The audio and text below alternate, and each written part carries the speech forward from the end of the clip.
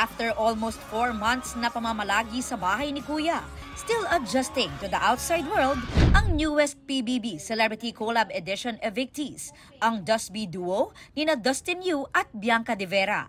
Malaking tulong daw sa kanila ngayon ang overflowing love and support mula sa kanilang fans at pamilya na mainit din silang sinalubong paglabas ng PBB house. It's a little bit overwhelming, but so far, I'm really enjoying my stay here in the outside world. Medyo mahirap pero kaya dahil nga din sa love na natatanggap namin sa tao and sa families namin. Nangihinayang man na hindi umabot sa big night.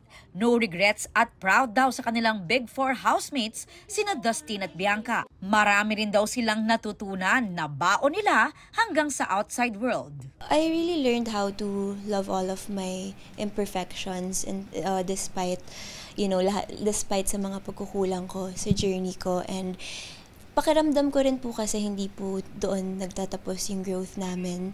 Growth is non-stop. Natuto rin kaming huwag sumuko sa life, sa bahay ni Kuya. Dito ko natutunan talaga na mas patibayin pa yung faith ko kay Lord talaga. Marami ang sumubaybay sa kanilang journey sa bahay ni Kuya at nag-ship sa kanila na binansagang Just Be a Love Team ng fans. Ano na nga ba ang relationship status ng dalawa? Kung ano kami sa loob, ganun pa rin kami dito. Kasi kung ano man yun nasa loob ng bahay ni Kuya, totoo naman yun. So, kinontinue lang naman namin dito sa labas. Wish daw nila na makatrabaho rin ang isa't isa soon.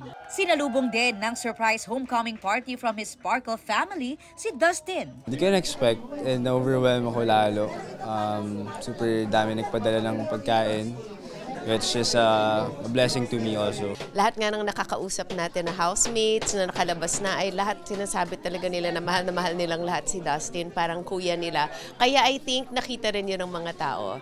Dustin, we're so proud of you and I know you'll be even more successful outside the house.